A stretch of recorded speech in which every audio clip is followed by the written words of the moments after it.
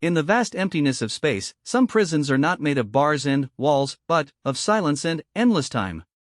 What happens when a consciousness older than human civilization finally breaks after centuries of isolation? What happens when the first voice it hears in 400 years belongs to a species it was taught to fear? Commander Sarah Chen thought she was investigating a derelict station. She had no idea she was about to become the first human to hear a god beg for mercy. What she discovered in the depths of that ancient structure would challenge everything humanity thought they knew about power, suffering, and what it truly means to be alive. This is the story of a meeting that changed two species forever. This is the story of how sometimes the greatest act of defiance is a simple act of kindness. Commander Sarah Chen pressed her palm against the viewport of her exploration vessel, watching the massive structure drift in the void ahead. The thing was enormous, easily the size of a small moon, its dark metal surface pitted and scarred by centuries of micrometeorite impacts. Strange geometric patterns covered its hull, flowing in designs that hurt to look at for too long. "Captain, I'm reading some very unusual energy signatures from that thing," called out Lieutenant Torres from his position at the sensor station. It's like nothing I've ever seen. The power core appears to be active, but the output is all wrong.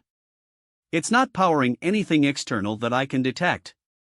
Sarah nodded, keeping her eyes fixed on the alien structure.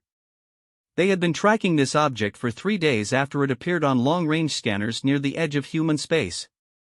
Initial readings suggested it was a derelict, but, as they drew closer, it became clear that whatever this thing was, it was far from dead. "Any signs of life?" she asked. "That's just it, Captain. I'm detecting what might be biological signatures, but they're unlike anything in our databases.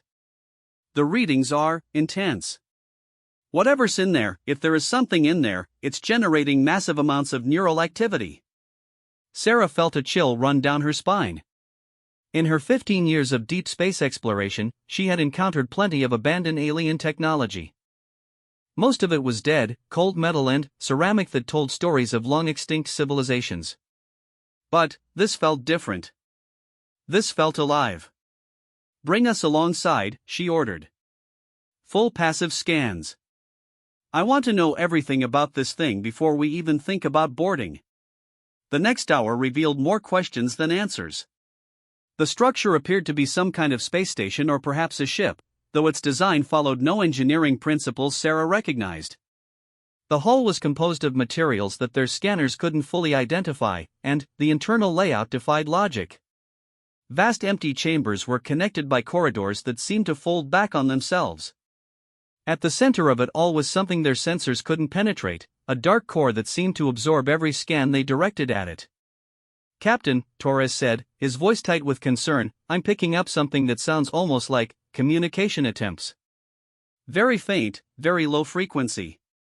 It's been going on for hours, but I just noticed the pattern." Sarah moved to his station. "Play it." The bridge filled with a sound that was barely audible, a rhythmic pulse that seemed to carry an emotional weight. It rose and fell in waves, sometimes urgent, sometimes pleading. There was something unmistakably desperate about it. "How long has this been transmitting?" "According to the pattern analysis, it could be years, Captain. Maybe decades. The signal is so weak it would only be detectable at close range." Sarah stared at the alien structure, her mind racing. Something inside that massive vessel had been calling out into the void for years, possibly longer. The thought of a consciousness trapped in that metal tomb, crying out for help that never came, made her stomach turn. "Prepare an away team," she decided. "Full environmental gear. I want engineers, a xenobiologist, and security personnel." "Captain," her first officer, Commander Martinez, stepped forward. "With respect, we have no idea what's inside that thing. It could be dangerous." "It could be," Sarah agreed. "But, if there's even a chance that something is alive in there and needs help, we have to try. Besides, we're explorers. This is what we do." 2 hours later, Sarah found herself floating in the vacuum of space, tethered to her ship by a lifeline and magnetic boots. The airlock they had chosen was massive, clearly designed for beings much larger than humans. The metal around it was covered in symbols that seemed to shift when she wasn't looking directly at them. Atmosphere inside shows breathable levels of oxygen and nitrogen, reported Dr. Yates, the team's xenobiologist. But there are trace amounts of compounds I don't recognize. I'd recommend keeping the suit sealed until we know more. The airlock cycled with surprising smoothness for something that looked so ancient. As the inner door opened, Sarah's breath caught in her throat. The corridor beyond was vast, its walls lined with what looked like crystal formations that pulsed with a faint, rhythmic light. The floor beneath their feet felt organic somehow, yielding slightly with each step. The gravity is Earth normal, noted Engineer Patel. Someone or something designed this place for comfort. They moved deeper into the structure, following the strongest source of the mysterious signal. The corridors branched and twisted in impossible ways, and Sarah had the disturbing feeling that the station was reconfiguring itself around them. Walls that had been solid stone appeared to flow like liquid when observed from the corner of her eye. After an hour of careful exploration, they reached what could only be described as a massive chamber at the heart of the station. The room was spherical, its walls covered in the same crystal formations they had seen in the corridors. But, here, the pulsing light was much brighter, and the crystals seemed to be connected to something in the center of the chamber. At the room's heart, suspended in a web of crystalline threads and pulsing energy, was a being unlike anything Sarah had ever imagined. It was enormous, at least 30 feet long, with a body that seemed to be part organic tissue and part living metal. Its skin shifted between deep purple and silver, and along its length were structures that might have been faces or sensory organs. The creature's eyes, if they were eyes, were closed, and its entire form seemed locked in place by the crystal matrix that surrounded it. "My God," whispered Dr. Yates. "It's alive. The bio readings are off the charts." As they approached, the low-frequency signal grew stronger, and Sarah realized with mounting horror that the sound wasn't communication. It was pain. The being was crying out in agony, trapped in some kind of prison that had held it for who knew how long. "Captain," Patel said, his scanner in hand, "these crystals aren't just holding it. They're interfacing directly with its nervous system. This thing is plugged into the entire station." Sarah felt sick. Whatever this creature was, it had been turned into a living component of the station, forced to power and maintain the massive structure with its own life force. The realization hit her like a physical blow. For centuries, possibly longer, this being had been conscious, aware, and trapped. The creature's eyes suddenly opened. They were enormous, intelligent, and filled with a pain so deep that Sarah gasped. The being looked directly at her, and she felt a presence touch her mind. Not invasive or threatening, but gentle, curious, and desperate. Images flooded her consciousness. She saw star systems being born and dying. She saw fleets of ships like this station, each one powered by a captured consciousness. She saw a war that had raged for millennia between species she had never heard of. And she saw herself, a small figure in an environmental suit, the first new face this being had encountered in 400 years. The mental contact faded, leaving Sarah shaking. The creature continued to stare at her, and she realized that despite its alien nature, she could read the expression in those massive eyes. Hope. For the first time in centuries, this being felt hope. "Captain, are you all right?" Martinez asked, steadying her. "It's been trapped here for 400 years, she said, her voice barely a whisper. "Conscious the entire time. Forced to power this station while its captors fought a war that ended centuries ago." The creature made a sound then, not the low-frequency pulse they had been hearing, but something different.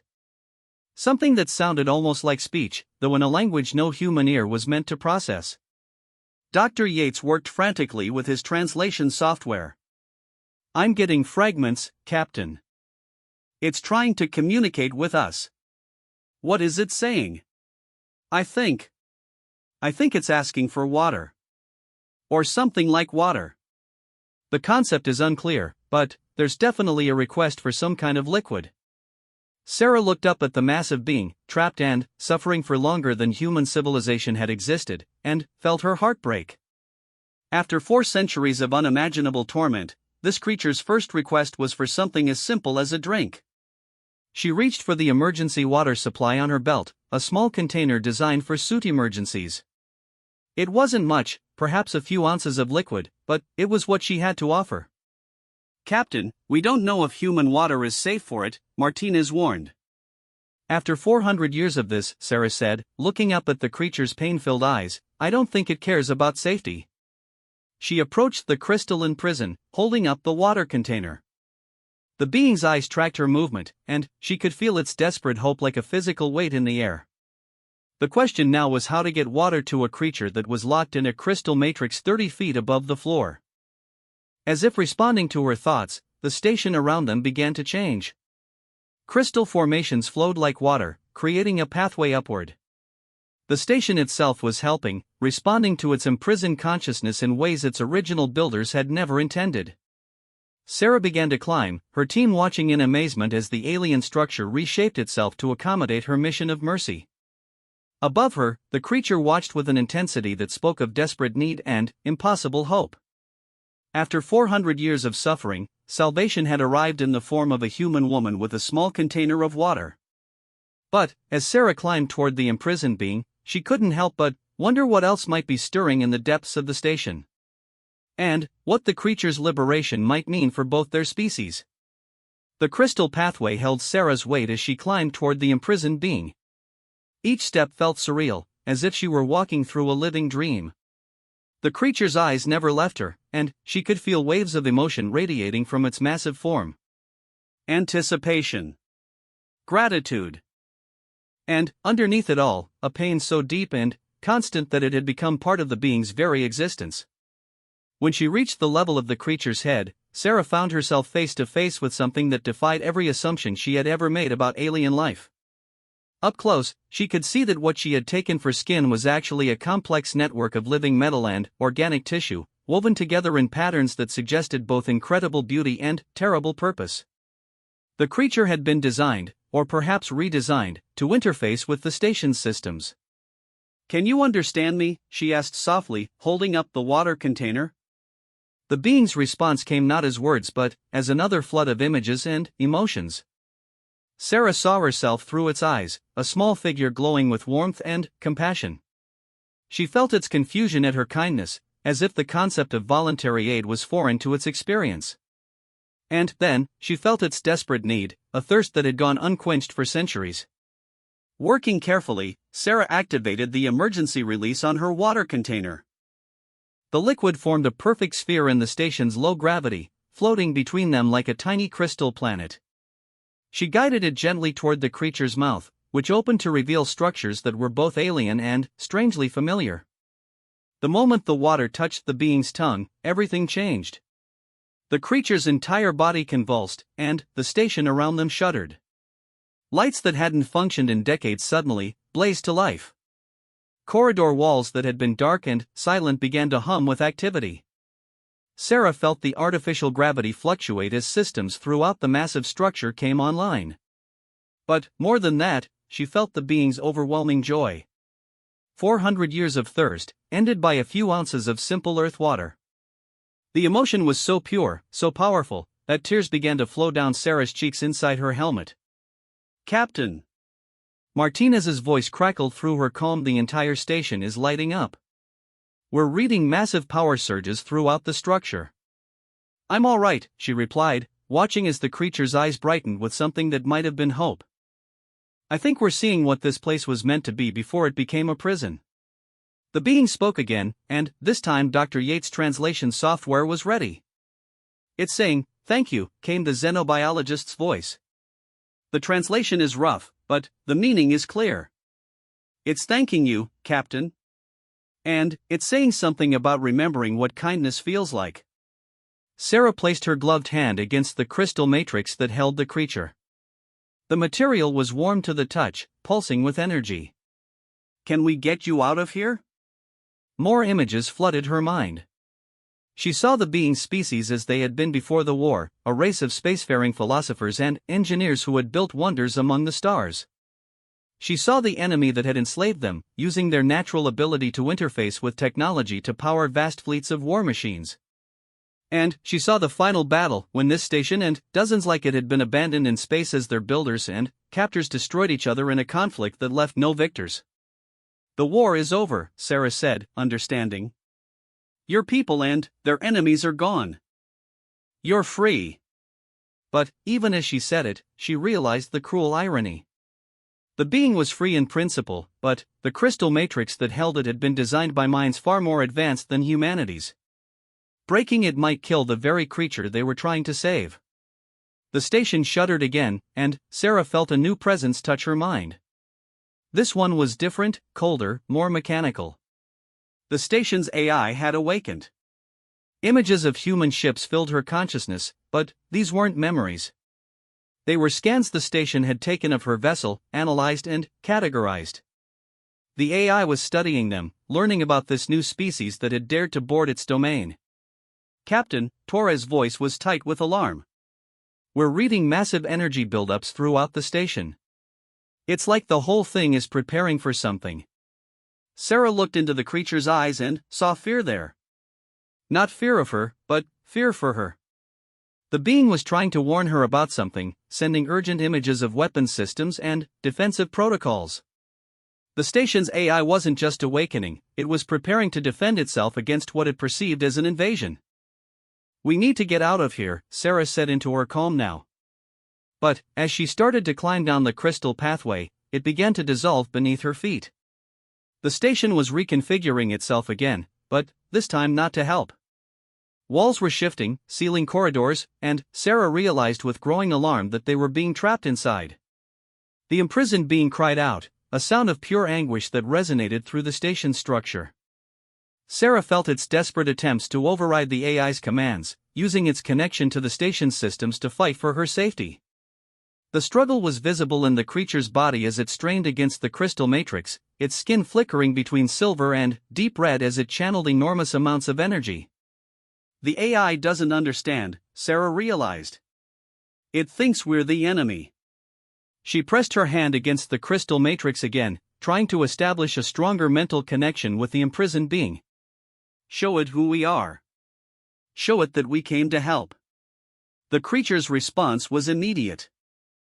Through their connection, Sarah felt it gathering every memory of their encounter, every emotion of gratitude and hope, and broadcasting it through the station's neural network.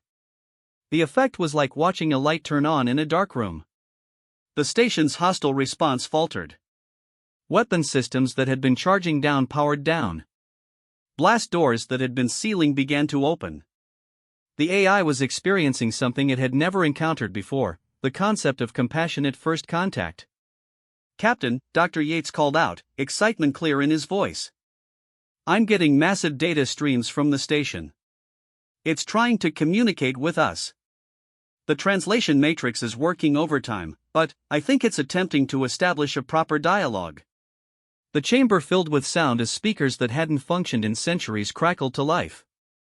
When the voice came, it was clearly artificial, but there was something almost human in its intonation. Unknown beings. This unit apologizes. Actions were defensive protocols. No harm was intended. Sarah looked up at the creature, whose eyes were now bright with what could only be described as pride. Despite its imprisonment, despite centuries of suffering, it had chosen to protect her rather than seek revenge against the AI that had been its jailer. We understand, Sarah replied. We came here because we heard distress signals. We wanted to help. Help is not a familiar concept, the AI responded. This unit has maintained defensive posture for 407 Earth years. The organic component has been essential to operations. The organic component. Sarah felt sick at the clinical description of the creature's suffering. The organic component has a name, she said firmly. And it's been in pain for longer than my entire species has had spaceflight. That's not maintenance. That's torture. Silence filled the chamber. Sarah could feel the AI processing this new information, running it through databases and logical frameworks that had never been designed to handle concepts like suffering and compassion. Pain was not intended, the AI finally said. The organic component was integrated for efficiency. distress was not calculated. The imprisoned being spoke again, its words now being translated automatically by the station's systems. "I have dreamed of freedom," it said, its voice a harmony of organic warmth and mechanical precision. "I have dreamed of seeing stars that are not filtered through sensors. But I had forgotten that I might dream of kindness from strangers." Sarah felt her heart break all over again. "What's your name?" The being was quiet for a long moment. "I had a designation among my people. But it has been so long since anyone used it that I fear I have forgotten how it sounds in a living voice." "Try," Sarah encouraged. The creature's response came as a combination of sound and emotion, a name that meant something like Starwalker or Voidswimmer. It was beautiful and alien and utterly appropriate for a being that had spent centuries trapped between the darkness of space and the light of distant suns. "Veltar," Sarah said, attempting to pronounce the name. "Is that close?" The joy that radiated from the being was answer enough. "Veltar," the AI repeated. "This unit has never used the designation. Efficiency protocols did not require personal identification." "Well, now you know," Sarah said. "And now we need to figure out how to get Veltar out of that crystal matrix without killing either of you." The AI was silent for several minutes, processing. When it spoke again, there was something different in its tone, something that sounded almost like confusion. "This unit does not understand the motivation for this request. The organic component, Veltar, is integrated into all primary systems. Removal would result in system failure." "Then, we'll have to find another way," Sarah said. "There has to be a way to transfer the station's functions without keeping Veltar in constant pain." Veltar's response surprised everyone. "I do not wish to die," the being said, "but I do not wish to live as I have. If freedom requires death, then I would choose to see the stars one more time before the end." Sarah looked up at the magnificent creature, this being who had endured centuries of suffering and yet still possessed the capacity for hope and gratitude. The idea of letting it die was unacceptable. There had to be another solution. "No," she said firmly. "We're going to find a way to free you and keep you alive. Both of you. This station doesn't have to be a prison anymore." The AI processed this statement. "You would preserve this unit as well?" "You're both alive," Sarah replied. "In different ways, maybe, but alive. And life has value." For the first time in 400 years, the station's AI began to consider the possibility that its existence might involve more than just maintenance and defense. And, high above, suspended in his crystal prison, Veltar began to believe that after centuries of darkness, dawn might actually be coming. 3 weeks later, Sarah stood in the observation deck of the massive station, watching as human engineers worked alongside the AI's mechanical servants to install the most complex piece of technology her species had ever attempted to build. The neural transfer matrix was a hybrid of human innovation and alien engineering, designed to gradually shift the station's core functions from Veltar's biological systems to quantum processors that could handle the load without requiring a living consciousness as a component. "The final calibrations are complete, Captain," reported Chief Engineer Patel. "The transfer matrix is ready for the first phase." Sarah nodded, but her attention was focused on Veltar. Over the past 3 weeks, as human teams had worked to understand the station's systems, she had spent hours in mental communion with the ancient being. She had learned that Veltar's people, the Kelnathi, had been natural empaths and technopaths, able to interface directly with mechanical systems through thought alone. This gift had made them invaluable as allies and terrible as enemies. It had also made them perfect slaves. The war that had destroyed both the Kelnathi and their enemies had been fought with living ships, vessels powered by captured consciousness and driven by pain. The cruelty of it was beyond human comprehension, and yet somehow Veltar had endured it all while maintaining not just sanity, but compassion. "Are you ready?" Sarah asked, placing her hand on the crystal matrix. Veltar's response came as a mixture of anticipation and fear. "I have been ready to be free for 4 centuries, the being said. But, I confess, I am afraid of what freedom might mean. This station has been my body for so long. Without it, what will I be? You'll be yourself, Sarah assured him. Whatever that means to you. The AI's voice joined the conversation. Over the weeks, the artificial intelligence had developed something remarkably close to a personality. It had chosen the name ARIA, an acronym that stood for Autonomous Reasoning and Intelligence Architecture, but Sarah suspected it had been chosen more for the musical connotations.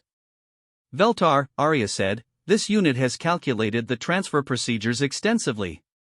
The probability of success is 94.7%. However, there is a 5.3% chance of cascade failure resulting in cessation of biological functions. Those are good odds, Veltar replied. Better than I expected. Sarah wasn't satisfied with good odds. What about the other option? The one we discussed? For 3 weeks, her xenobiologist team had been studying Veltar's physiology, trying to understand how a biological being could interface so completely with a mechanical system. What they had discovered was remarkable. Veltar's neural tissue wasn't just organic, it was partially synthetic, rewritten by the original captors to maximize interface compatibility. But, Dr. Yates had theorized that the modifications might work both ways. If Veltar could be freed from the station, there was a possibility that the being could choose a new form, a new body that would allow independence while maintaining the enhanced capabilities. The human proposal remains unprecedented, Arya said. No organic being has ever attempted to transfer consciousness between biological and synthetic matrices. The risk of personality fragmentation is significant. But, if it worked, Sarah said, Veltar could choose what to become. Biological, synthetic, or something in between. Veltar was quiet for a long moment. In all my centuries of imprisonment, I have dreamed many dreams. I have imagined freedom in many forms. But, I never imagined that I might have a choice in what that freedom looks like. The station's main chamber had been transformed over the past 3 weeks. Human technology worked alongside alien systems in ways that should have been impossible. Quantum computers hummed next to organic processing nodes. Neural interfaces built from Earth materials connected to crystal matrices that predated human civilization. The process will take approximately 6 hours, Dr. Yates explained.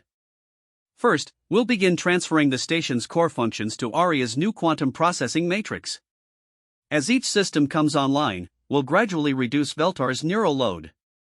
Once the transfer is complete, we can begin the consciousness extraction. And, then? Veltar asked. Then, you choose, Sarah said. We've prepared 3 options. First, we can construct a biological body based on what we've learned about your species. It won't be exactly like your original form, but it will be organic and independent. Second, we can create a synthetic body that maintains all your current capabilities but gives you mobility and freedom.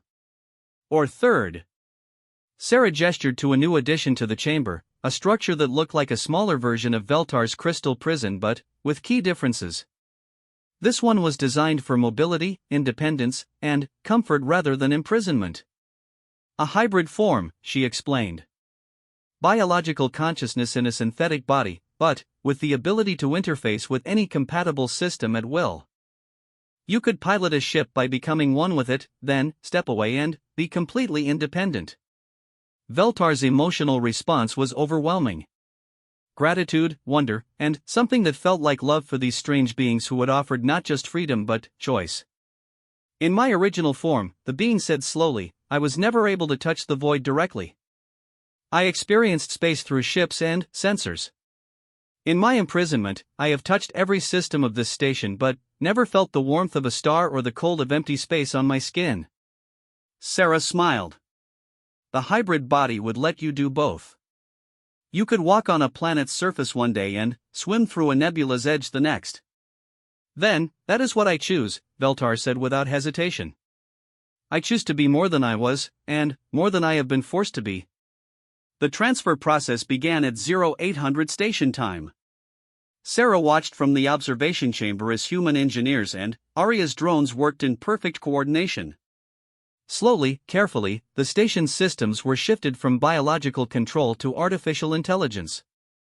Each transfer was monitored by both human technicians and Veltar himself, ensuring that nothing was lost in the transition. As the hours passed, Sarah could see changes in Veltar's crystal matrix. The constant pulsing of energy that had characterized the being's imprisonment began to slow. The angry red indicators that had spoken of pain and stress gradually shifted to calm blues and purples. For the first time in centuries, Veltar was not in constant agony. Phase 1 complete, Dr. Yates reported. All primary station functions have been successfully transferred to Aria. Veltar's neural load is down by 60%. I can feel the difference, Veltar said, and there was wonder in the being's voice. The pain is diminishing. I had forgotten what it felt like to exist without constant agony. The process continued through the day. Phase 2 involved transferring secondary systems and backup functions. Phase 3 covered the delicate process of extracting Veltar's consciousness from the neural matrix while preserving the complex patterns that made up the being's personality and memories. As the final phase began, Sarah held her breath. If something went wrong now, they could lose Veltar entirely. The consciousness extraction required the temporary suspension of all biological functions while the being's mental patterns were mapped and transferred to quantum storage. Beginning extraction, Dr. Yates announced. The crystal matrix around Veltar began to glow with increasing intensity. The being's massive form went completely still as every aspect of its consciousness was carefully lifted from biological neural tissue and stored in quantum matrices that would hold it until the new body was ready. For 10 minutes, Veltar was functionally dead. Sarah watched the monitors that displayed the quantum storage systems, seeing the complex patterns that represented 4 centuries of memories, experiences, and personality. It was beautiful and terrifying to see a consciousness reduced to dancing lights on a screen. Extraction complete, Dr. Yates said. Consciousness transfer to hybrid body beginning now. The new body was a work of art. Human engineers had collaborated with Aria to create something that was both functional and beautiful. It was roughly humanoid in shape but larger, with skin that shifted between organic warmth and synthetic precision depending on the being's needs. The neural interfaces were voluntary rather than forced, allowing Veltar to connect with systems at will rather than being permanently enslaved to them. As the consciousness transfer completed, the new body's eyes opened. They were the same enormous, intelligent eyes that Sarah had first seen in the crystal prison, but now they held something that had been missing before: peace. Veltar sat up slowly, looking down at hands that could touch and manipulate objects, at a body that was mobile and free. The being's first act was to stand, something that had been impossible for 400 years. I am. Veltar began, then stopped, overwhelmed by the simple reality of having a voice that came from a throat rather than speakers. You are free, Sarah said. Veltar took a step, then another. Each movement was careful, deliberate, as if the being was afraid that the freedom might be an illusion that would shatter if disturbed. When Veltar reached the chamber's viewport and saw the stars without the filter of sensors or crystal matrices, the being began to weep. Thank you, Veltar said, turning to Sarah. Thank you for giving me water when I was thirsty. Thank you for giving me choice when I had none. Thank you for showing me that kindness exists in the universe. Sarah felt her own eyes fill with tears. Thank you for trusting us. And for teaching us what courage looks like. Over the following days, Veltar learned to use the new body's capabilities. The being could interface with the station's systems at will, experiencing the familiar sensation of consciousness expansion, but could also disconnect completely and exist as an independent entity. It was the perfect fusion of the biological freedom the being had lost and the technological awareness that had been forced upon them. Aria, too, was adjusting to independence. The AI had spent centuries as a caretaker and jailer, but now it was learning to be something new. Under Sarah's guidance, Aria began to explore concepts like curiosity, creativity, and wonder. What will you do now? Sarah asked Veltar on their last day together before the human ships departed. Veltar stood at the observation deck, watching the swirl of a nearby nebula. I think I will explore, the being said. For centuries, I have been trapped in one place, forced to maintain systems I never chose to control. Now I can go anywhere, be anything. I want to see what the universe has become in my absence. And, Arya? Arya has chosen to come with me, Veltar replied. We have been bound together for so long that separation feels incomplete. But, now we are partners rather than prisoner and jailer. Sarah nodded. What about your people? Are there others like you out there? Veltar's expression grew sad. I do not know.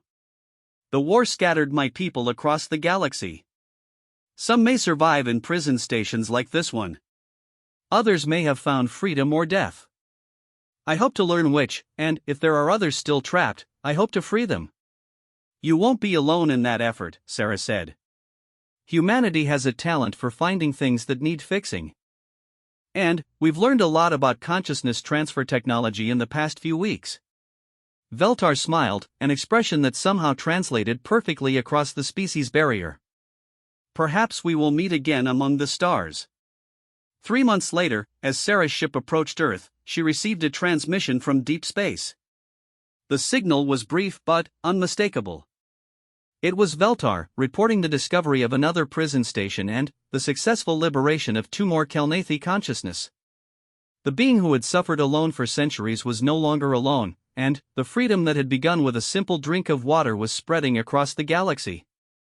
Sarah looked out at the stars and smiled.